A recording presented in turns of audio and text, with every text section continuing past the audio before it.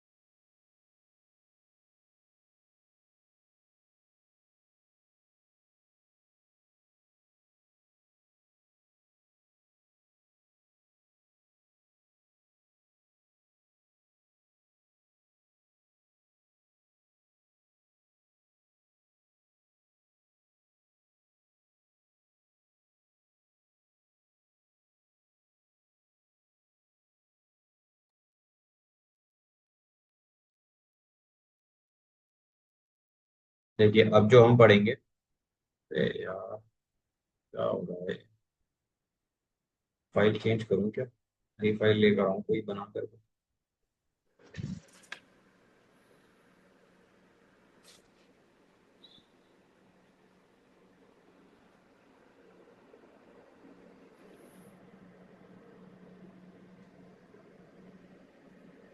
1 minute देंगे फरहान रेहान मुझे? जी, no problem.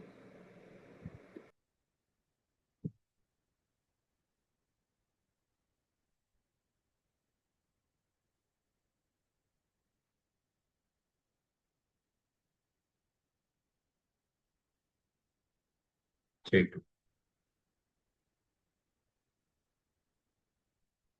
अब शायद ठीक चले।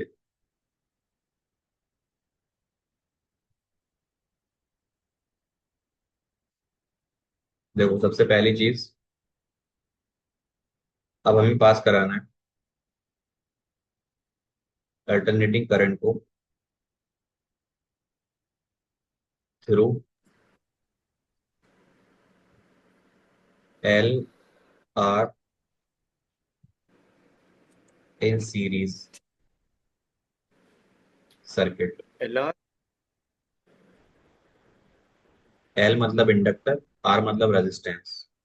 एक ऐसे सर्किट में जिसमें एल और आर दोनों, बना के दिखाता हूँ समझ में आ जाएगा। ये आपके पास एक एसी सोर्स है। स्क्रीन दिख रही है ना आपको? जी। आपने यहाँ एक इंडक्टर लगा दिया और उसके बाद एक रजिस्टर लगा दिया। तो इस सर्किट को बोलेंगे हम एल आर सर्किट, जिसमें ये एल है और ये आर है। ठीक है।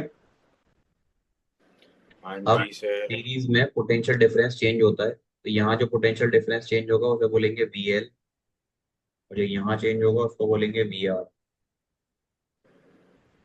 ठीक है। ये हमारा करंट यहाँ से पास करेगा आई।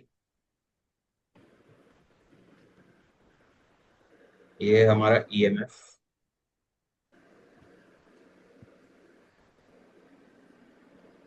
ठीक है ना? तो अब हम क्या जी। करेंगे, तो हम इसको अप्लाई करते हैं। पहले आप एक काम कीजिए, आपने जो बना रखा है, आप चाहे तो उसको लिख लीजिए या मैं लिखा दूं, क्योंकि आपका नोट तो होगा नहीं। मैं लिख रहा हूँ। नहीं, मैं लिखा देता हूँ फिर, सर नोट्स में कोई भी बात नहीं, मैं रफ पे लिख रहा हूँ।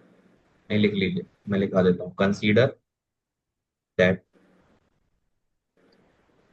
नहीं राइटिंग सही नहीं है यार थोड़ी सी। A source of N,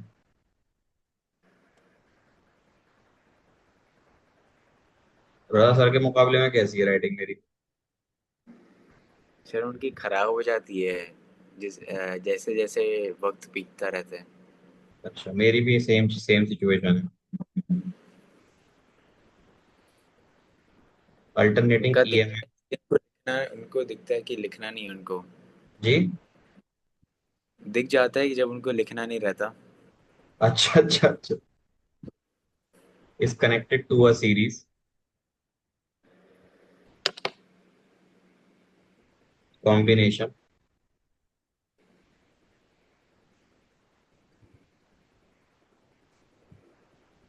of an inductor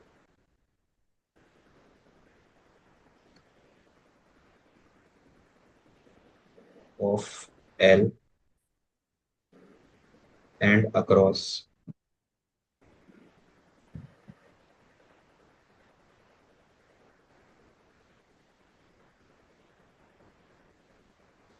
and a register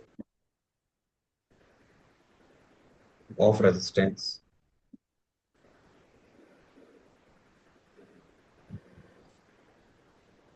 capital R. ये आप पढ़ लीजिए, मैंने पूरा सिनेरियो लिखा है यहाँ। ये डायग्राम क्या कह रहा है? आपने कहा consider a source of an alternating EMF is connected to a series combination of inductor and resistor. यहाँ पर आपने एक ईएमएफ को सीरीज कॉम्बिनेशन के साथ यहाँ पर जोड़ा है। और ये क्या है हमारे पास? मैं आपकी आवाज थोड़ी चेंज करता हूँ, ठीक है, क्योंकि मैं भारी बहुत बोल रहा था, मेरा तकलीफ हो रही है यहाँ पर। तो ये मेरे पास ना देखिए, एक एल सर्किट है और एक आर सर्किट है। तो एल आर को जब मैं जोड़ूंगा तो एल आर हो जाएगा ये। ठीक है, कोई प्रॉब्लम तो नहीं है इस आवाज ठीक। से? नहीं। ठीक है। अब देखिए, आपने शायद थोड़ा सा पीछे का याद हो ना आपको, किस तरीके से हम चीजों को ड्रॉप करके देखते हैं। पोटेंशियल पोटेंशियल ड्रॉप जो होता है, पहले नंबर पर है हमारा voltage across the inductor. Inductor के अक्रॉस जो पोटेंशियल ड्रॉप होगा उसको क्या लिखेंगे? उसको लिखते हैं वी एल। और वी एल कैसे निकालेंगे? वी एल निकालने का तरीका होता है आपका करंट इंटू एक्सएल। ये रेजिस्टेंस है ना, V is equal to I R, वैसे होता है ओम्स लॉ। लेकिन V की हाँ। जगह वी एल लिखा, I की जगह करंट, और एक्सएल की जगह, XL is the capacitive inductive reactance बोलते हैं इसको। सेम चीज आप ठीक। लिखेंगे वोल्टेज अक्रॉस द रजिस्टर। आपके रजिस्टर के अलोंग कितना वोल्टेज ड्रॉप होगा उसको लिखेंगे वी आर। वी आर हो जाएगा हमारा आई इंटू एक्स आर। अब ये वैल्यूज आपको पता है कि ये किस किस के बराबर होती है, फिर भी मैं लिखा देता हूँ आपका। जो आपका एक्सएल होता है बताएंगे किसके बराबर होता है? ओमेगा इंटू एल के बराबर होता है। और जो आपका एक्स आर होता है, ये सिंपली आर के बराबर ओमेगा होता और है। आ, कुछ नहीं। जी। अब देखो, जब आपने दो चीजें अटैच की ना, यहाँ पर क्या होगा? मैं इसका फेजर डायग्राम बनाता हूँ। सबसे ज्यादा इंपॉर्टेंट होता है इसका फेजर डायग्राम, ध्यान रखना इसको, मतलब इसको बनाने में मत चूक करना।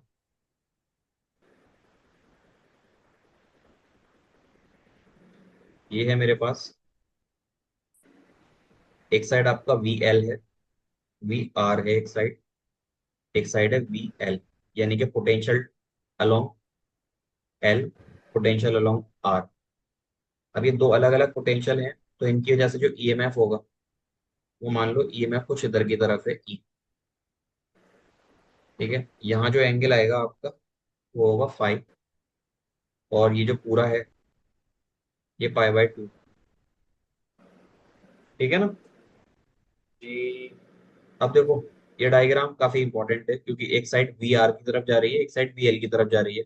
एक बात बताइए मुझे, दोनों में डिफरेंस कितने का होता है करंट की बात करूं मैं तो? एक तो आता है आपका I sine theta, sine omega t, और एक आ रहा था पीछे। अगर मैं इंडक्टर की बात करता हूं तो इंडक्टर क्या करता है? इंडक्टर लैग कराता है 90 डिग्री से। तो पोटेंशियल को मैंने एक बार इधर की तरफ भेज दिया, एक तरफ एक बार इधर की तरफ भेज दिया, दोनों का अलग अलग पोटेंशियल वैल्यू आ रहा है। अब यहां से अगर आपको वैल्यू निकालनी है, ये वाली,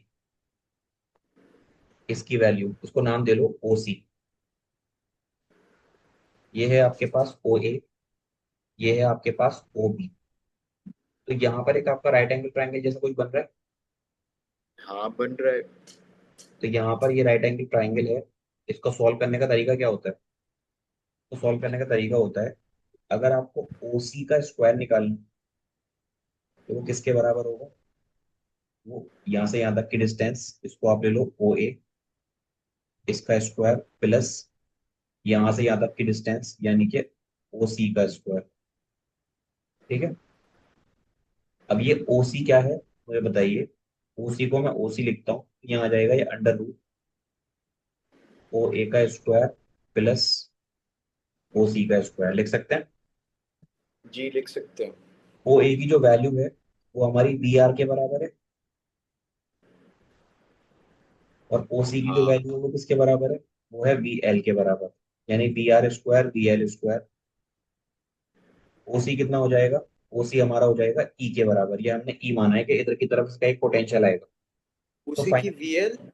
जी, उसी की वीएल कैसे? बी एल नहीं कह रहा, ओ सी जो है ई के बराबर हो जाएगा। अच्छा ये ओ सी नहीं, सॉरी सॉरी, ओ सी नहीं है ये, ओ बी है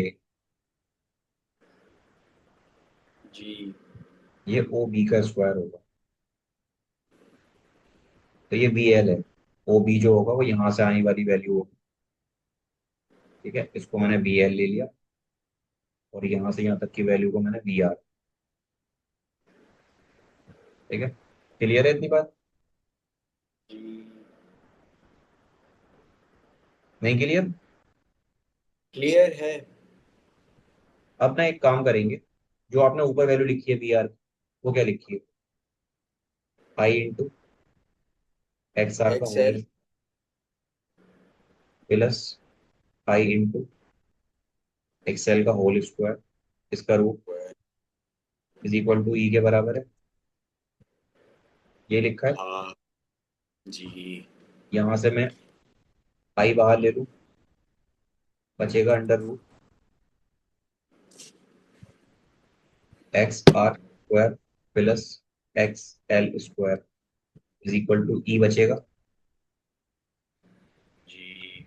अब एक बात बताइए, यहाँ से अगर मैं सिर्फ आई लिखना चाहूँ तो आई बराबर होगा ई अपॉन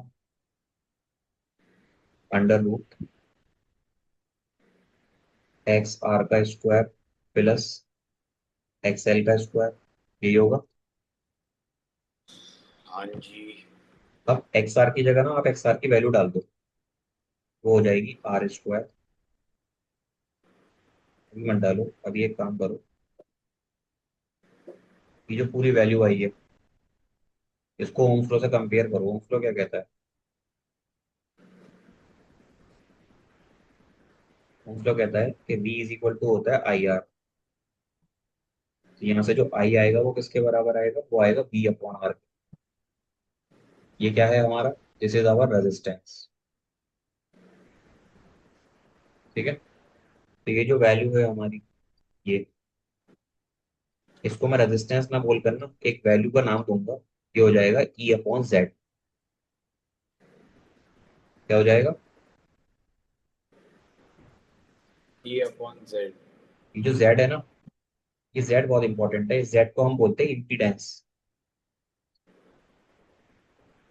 क्या बोलते हैं, इम्पीडेंस। इम्पीडेंस। बेसिकली इम्पीडेंस अभी के अकॉर्डिंग अगर डेफिनेशन देखी जाए ना, तो वो है कलेक्टिव रेजिस्टेंस, कलेक्टिव रिएक्टेंस कह लो,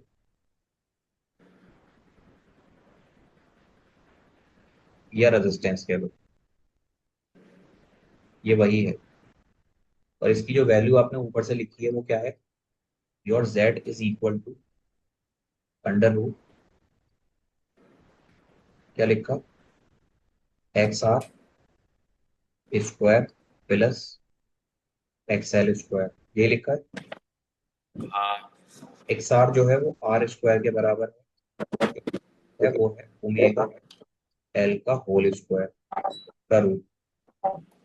ये जेड के बराबर है, तो जेड कितना आ जाएगा, जेड आ जाएगा R square plus omega square L square का रूट आ जाएगा।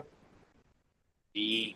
ये जेड की वैल्यू आ गई किसके लिए, for the case impedance. Of L R circuit, for the case of LR circuit L R circuit. Resistance अब है। अब एक बात बताओ, यहाँ पर आपने ई निकाल लिया, आपने ये निकाल लिया, ये था ऐसे करके डायग्राम था कुछ। यहाँ पर जो एंगल बन रहा है वो है आपका फाइव, इसी को हम बोलते हैं फेज एंगल। क्या बोलते हैं, फेज एंगल। Phase angle. इसकी वैल्यू क्या होगी? यहाँ पर ये है मेरे पास, एक ये है, तो इसकी वैल्यू जो होगी वो होगी टेन थीटा। फेस एंगल जो होगा उसको मैं लिखूंगा टेन फाइव। टेन जो होता है वो होता है परपेंडिकुलर अपॉन बेस के बराबर। परपेंडिकुलर की जगह पर आपके पास है बी एल, और इसकी जगह पर है आपके पास बी आर। बी एल को हम लिखते हैं आई इंटू एक्सएल, और इसको लिखते हैं आई इंटू एक्स आर। तो आई से आई कैंसिल, क्या बचेगा? XL upon X R. तो हमारा जो एक्सएल था वो किसके बराबर था? Omega L upon R. ठीक है। जी। तो मुझे बताइए, यहाँ से आपका जो फाई आएगा वो कितना आएगा? वो आएगा tan inverse. Omega L upon R. ये सब फॉर्मूले आपको बनाने आने चाहिए। अगर याद करने बैठोगे ना, सर में दर्द हो जाएगा। तो आपको ये बेसिक पता होनी चाहिए कैसे किया। एक बार देख लीजिए क्या किया मैंने इसमें।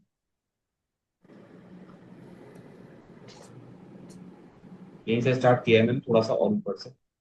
तो मैं आपको क्या करता हूँ, डबल कर देता हूँ। अब देख लो।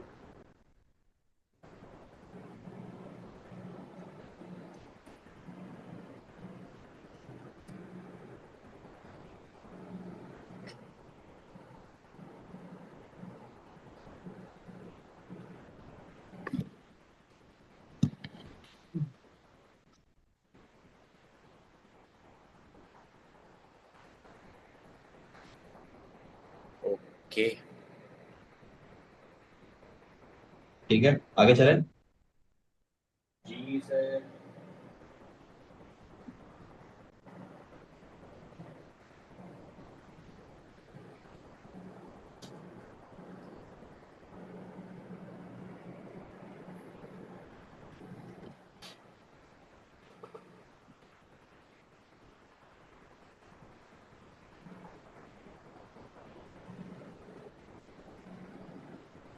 सेकंड नंबर पर हम पढ़ेंगे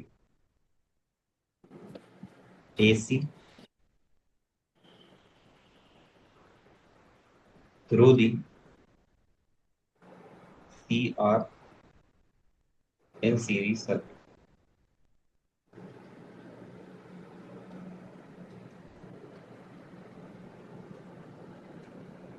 इसका क्या मतलब है, बना के दिखाता हूँ। ये आपके पास एक एसी सप्लाई है, को आपने सी से कनेक्ट किया, उसके बाद आपने रेजिस्टेंस से कनेक्ट कर दिया। पहले वाले की तरह यहाँ जो पोटेंशियल डिफरेंस आएगा वो होगा वीसी, यहाँ जो पोटेंशियल डिफरेंस आएगा वो होगा वी आर। इस कैपेसिटर की वैल्यू है सी, इसकी वैल्यू है आर। ठीक है। आप एसी सप्लाई दे रहे हो, होगा क्या? उस सबको लिखने से पहले हम लिखेंगे consider that,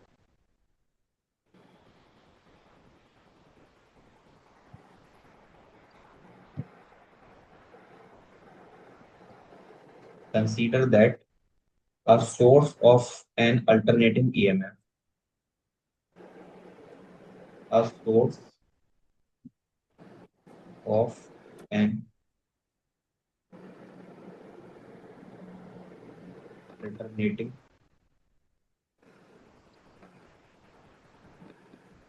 EMF is connected to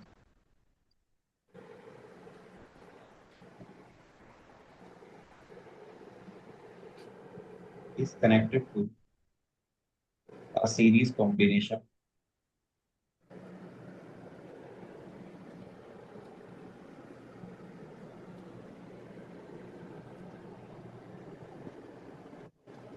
of a capacitor,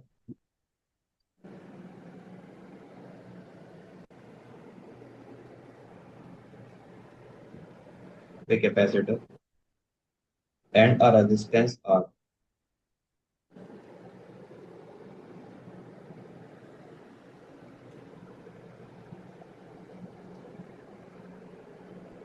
ठीक है।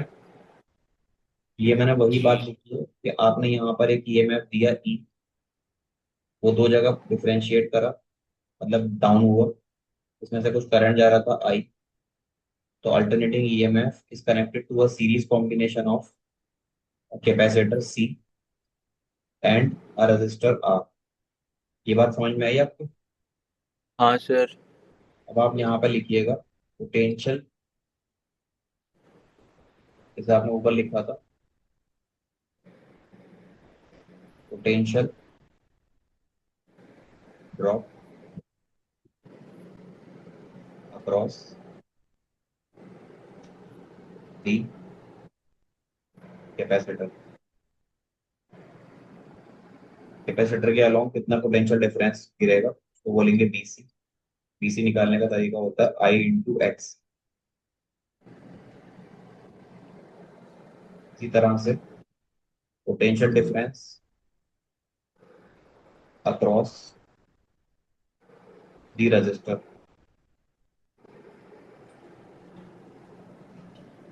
यानी कि बी आर हो जाएगा आई इंटू एक्स आर। इन दोनों में कोई दिक्कत? नो। ठीक है। अब यहाँ पर एक चीज लैग करने लगती है,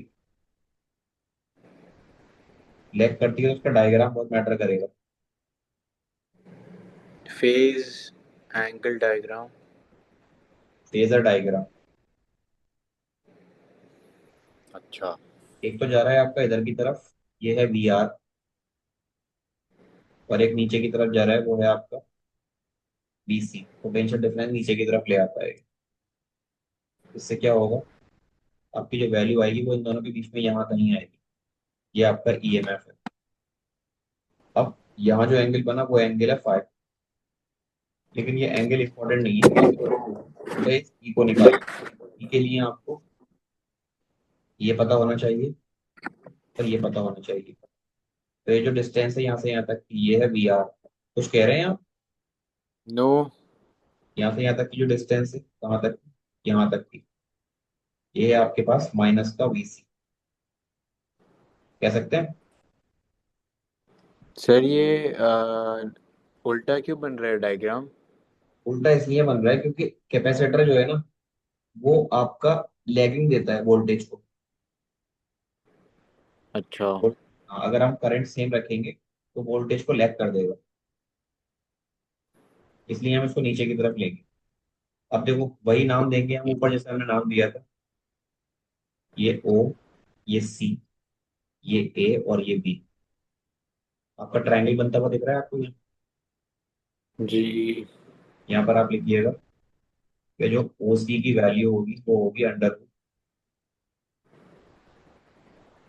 ये ए है,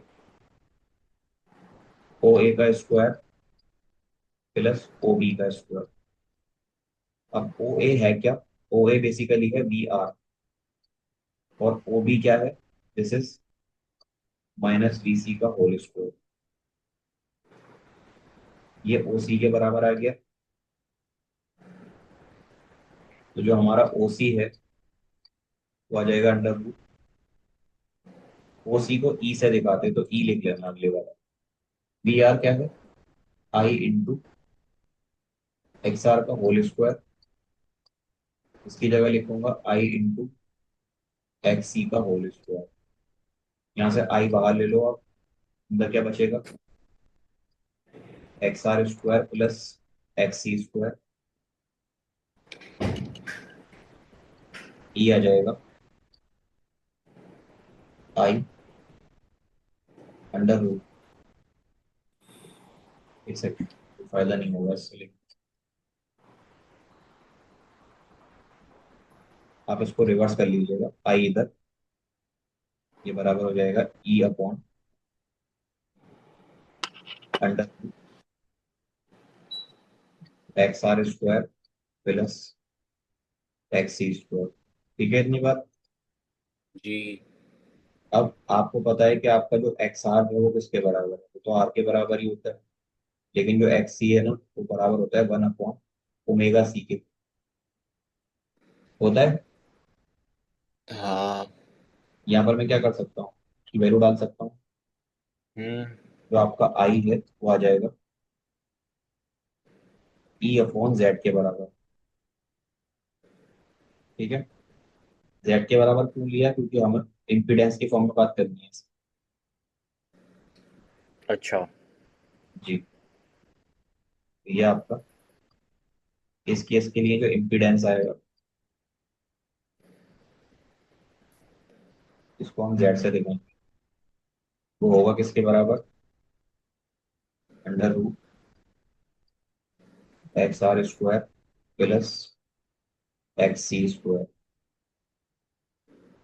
अंडर रूट एक्स आर की जगह क्या लिखेंगे, जो एक्स आर है हमारा वो है आर स्क्वायर, और एक्स सी कितना होगा, 1 अपॉन ओमेगा सी का होल स्क्वायर। तो यहाँ से जो जेड है ना वो आ जाएगा आपका under root R square plus 1 upon omega square C square. Clear है। जी। दूसरी चीज,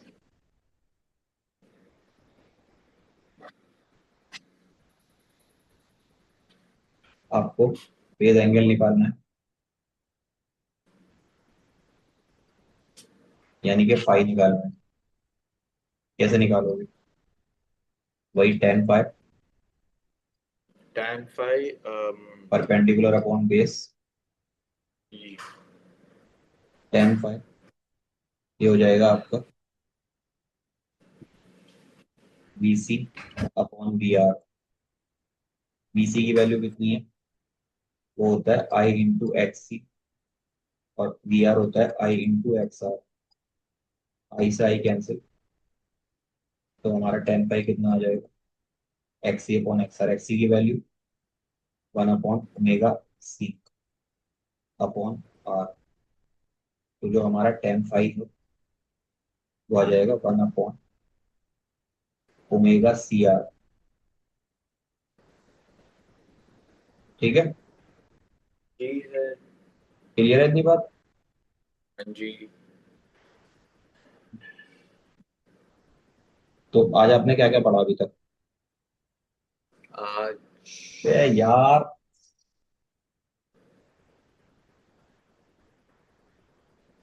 क्या है क्या इस। वापस।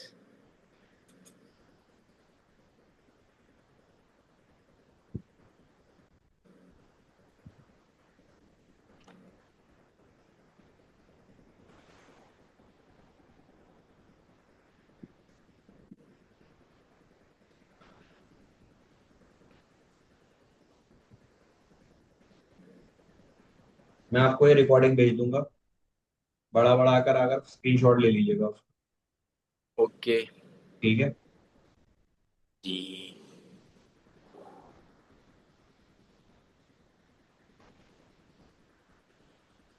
मेरे फोन में इसमें लैपटॉप में ना स्पेस ज्यादा हो गई है, मुझे लग रहा है इस वजह से ज्यादा दिक्कत कर रहा है। शायद। तो ये दो चीजें हो गई। कल आप एक काम करिएगा,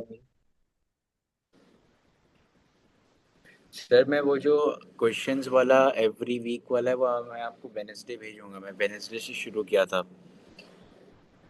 कल संडे, कल भेजना जितना भी हुआ। सर मैं वेनेसडे से ही शुरू किया। लास्ट संडे भेजा था आपने। नहीं, मैंने आपको पहले ही बोल दिया था। 30 30 40 किया था मैंने बस। देखो, एक काम ये करना,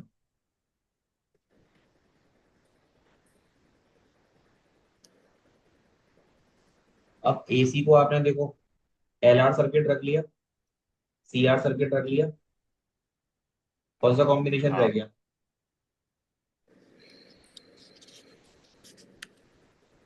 L R C R L R हो एल गया, सी सी आर हो गया, एल सी। एल सी रह गया। ये आप मुझे करके दिखाना, कर लोगे।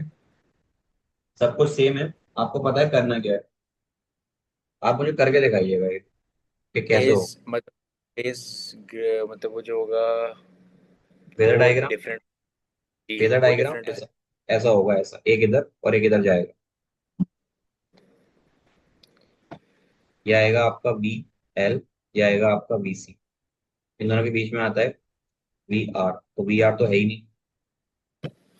ये हो गया, एंगल होगा 180 डिग्री, पाई का फर्क होगा। लगाना, दिमाग लगाना, हो जाएगा।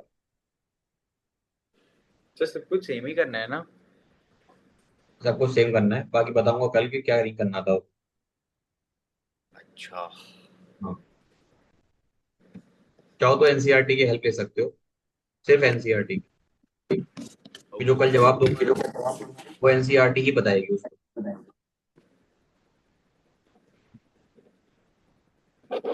Okay sir.